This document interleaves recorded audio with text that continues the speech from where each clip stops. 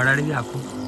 આ ઠંડુ રહે ટાયર પાણીને લીધે, એટલે ઘસારો પણ ઓછો થાય અને વજનને લીધે ગ્રીપ સારી બને, એટલે સ્લીપેજ ઓછું થાય, એટલે એરિયા કવર વધારે થાય, એટલે તમારા ટ્રેક્ટરને લોડ ના પડે, એટલે એવરેજમાં ફાયદો રહે આપણે.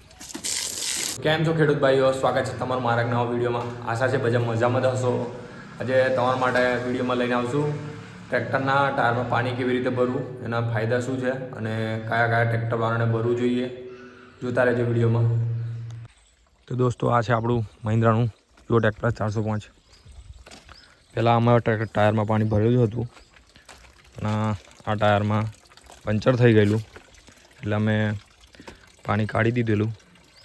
હવે અમે ભરવાનું છે, તો હાલમાં બતાવું તમને.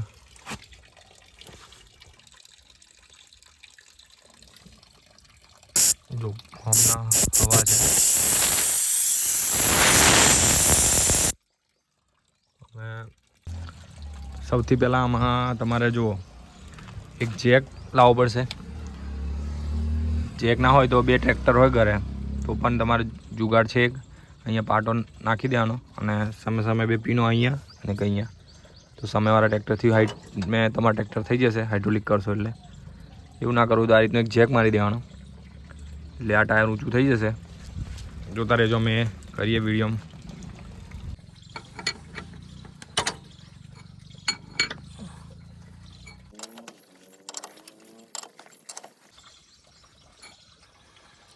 જેક ઊંચો કરો તો તમારે આ રીતની ઉબેટ મૂકી દેવી, જેથી હાઇટમાં થાય તો ગબડે બબડાના જેક પડવાની સંભાવના ના રહે. આગળ પાછળ બંને સાઈડ મૂકી દેવું, કારણ કે હેન્ડ બ્રેક તો મરાય નહીં, હેન્ડ બ્રેક કે ગિયરમાં રખાય નહીં. આપણે ટાયર ફેરવવું પડશે. આ વાલ છે ને ઉપરની સાઈડ લાવવું પડશે.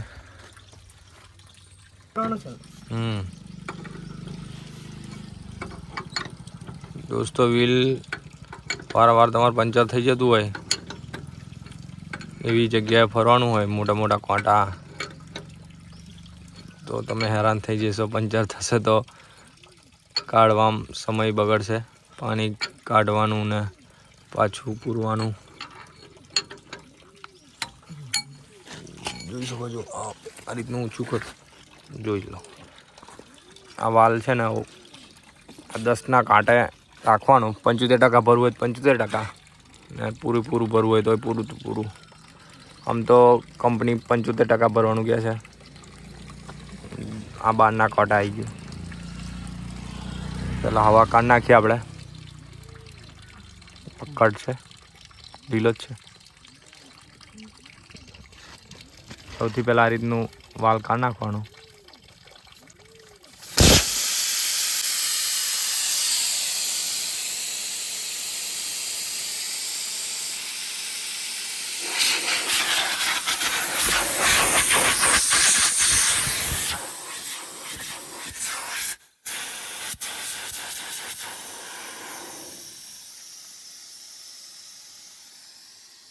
તો દોસ્તો, હવા નીકળી ગઈ છે. હવે પાણી ભરવાનું ચાલુ કરીએ. કેવી રીતે ભરવું, મોટાભાગે ટ્રેક્ટરવાળા ડ્રાઈવરો પૂછે છે કેમનું પાણી ભરવાનું, એટલે એમના માટે ખાસ વિડીયો બનાવ્યો છે આજે.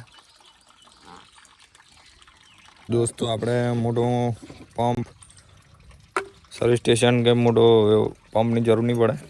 ખેડૂત ભાઈઓ જોડે આવો ઘર એક દવા છાંટવાનો પંપ હશે મોટરવાળો, તેનાથી જ ભરાઈ જશે. જોઈ શકો છો.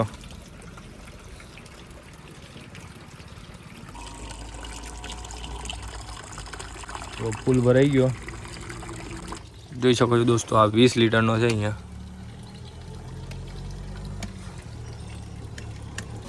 જોઈ શકો છો દોસ્તો, એની સ્વિચ આપી હોય તમને ખબર જ હશે. કહો છો આ રીતનું ચાલુ કરી દેવાનું. આંસકા મારે છે જે મોટર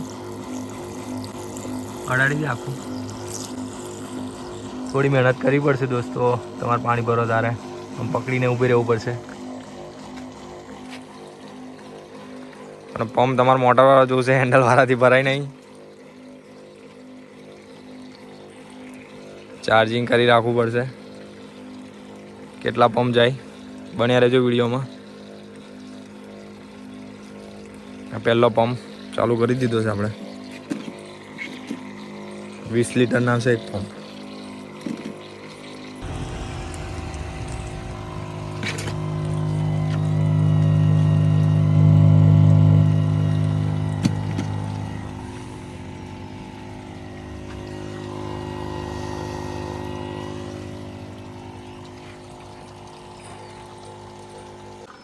તો દોસ્તો એક પંપ ખાલી થઈ ગયો છે, બીજો ભરીએ.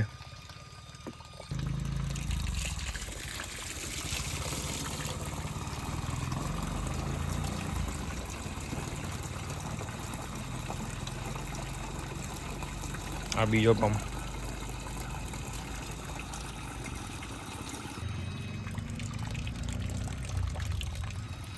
બીજો ભરાઈ ગયો છે. દોસ્તો આ બીજો પંપ ખાલી થઈ જવાય.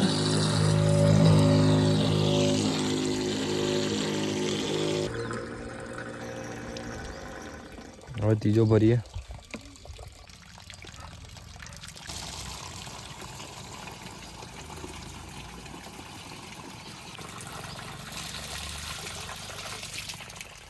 ત્રીજો પંપ ભરાઈ ગયો છે.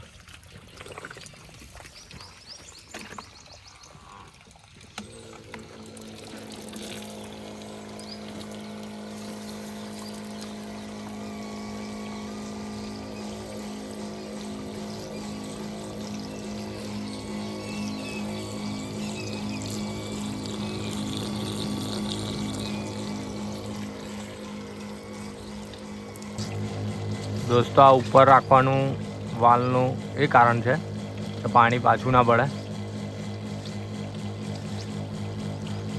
તમે પંપ ખાલી થઈ જાય પછી જોઈ પણ શકો છો કેટલે સુધી ભરાયું છે. આટલે લગીને ભરાયું છે, આટલે લગીને.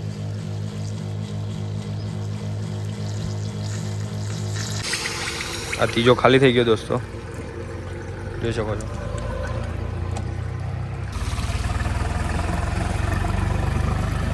હવે આ ચોથો પંપમાં ભરીએ પાણી.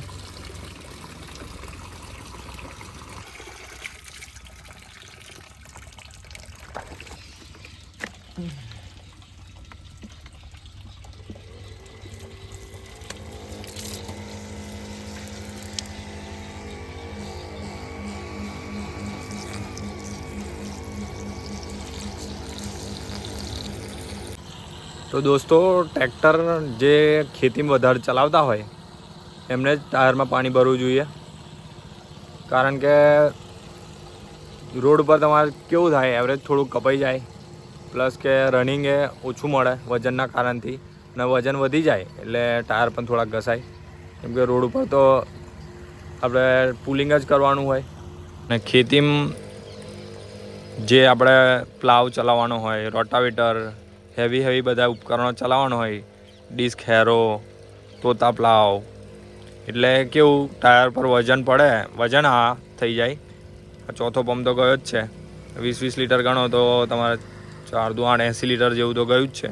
એટલે વજનનું વજન થઈ જાય, પ્લસ કે આમાં ઠંડુ રહે ટાયર પાણીને લીધે, એટલે ઘસારો પણ ઓછો થાય, અને વજનને લીધે ગ્રીપ સારી બને, એટલે સ્લીપેજ ઓછું થાય, એટલે એરિયા કવર વધારે થાય, એટલે તમારે ટ્રેક્ટરને લોડ ના પડે, એટલે એવરેજમાં ફાયદો રહે આપણે.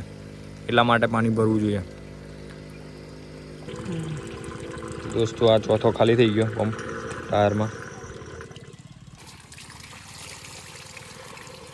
5મો પંપ ભરાય છે હવે.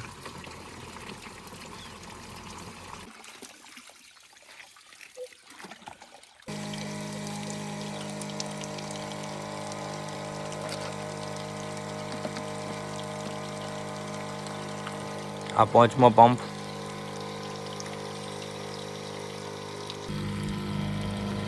તો દોસ્તો વિડીયો લાંબો ના થઈ જાય એટલા માટે પોઝ કરી બનાવું છું વિડીયો.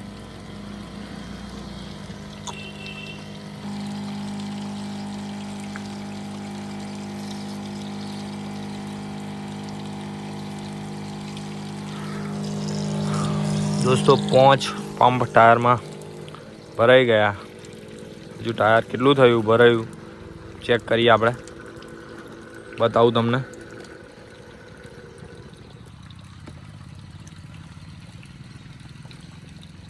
જોઈએ આપણે કેટલું ભરાયું.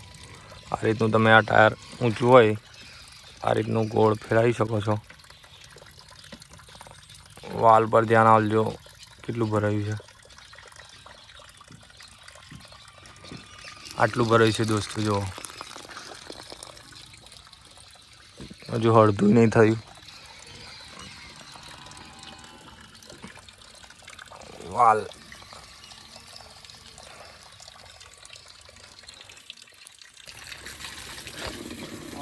છઠ્ઠો પંપ.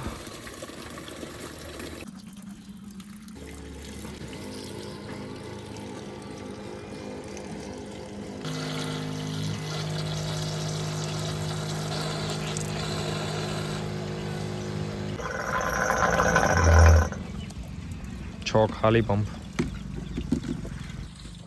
13-28 ના ટાયર છે.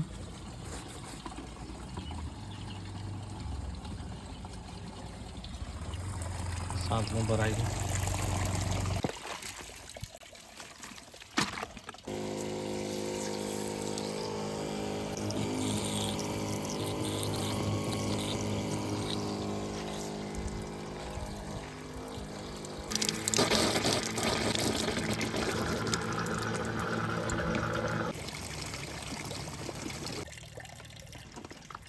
તો મિત્રો 8મો પંપ.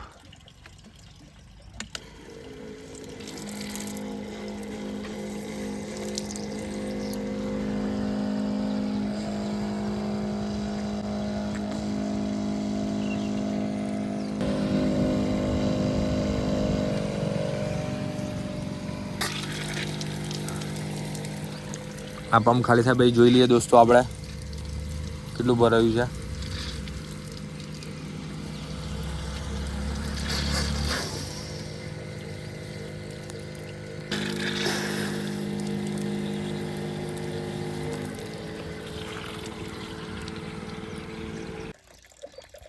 નવમો પંપ.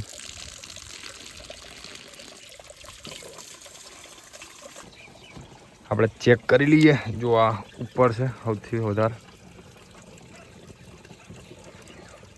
આટલો ભરાઈ ગયો છે જોઈ શકો છો દોસ્તો. 75% ઉપર ભરાઈ ગયો છે. 80% જેટલો. હવે 1 કે 2 પંપ આવશે. આપણે ફૂલ જ ભરી દઈએ.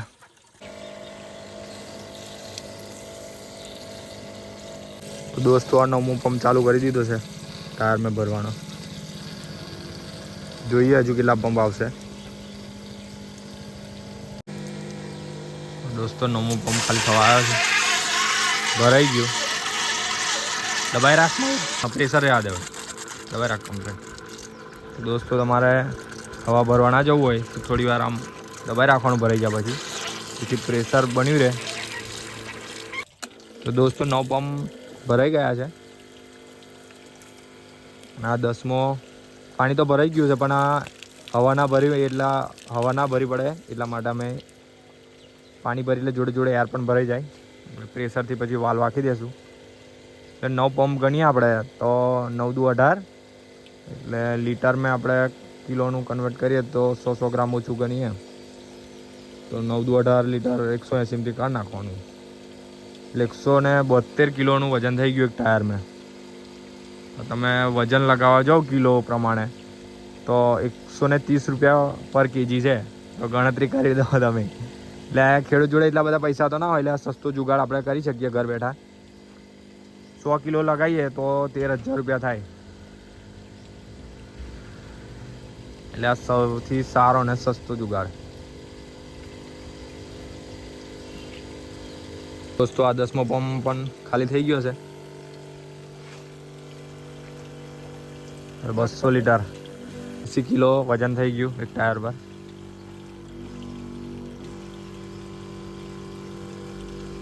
ધન્યવાદ. વિડીયો ગમ્યો હોય તો લાઈક શેર ને ટ્રેક્ટરવાળા ભાઈઓ જોડે શેર કરજો.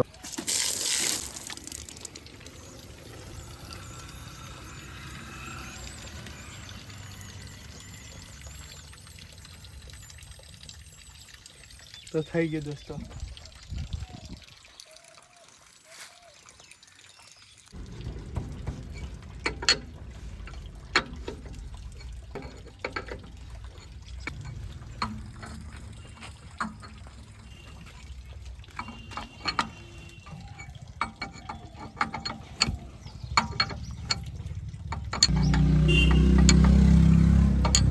દોસ્તો પૂરો જેક ઉતારી દીધો છે, તો હવા થોડી પૂરી પડશે હજુ પણ, કેમ કે અમે પ્રેશર હતું ને એટલે થોડી ઘણી પૂરી પડશે.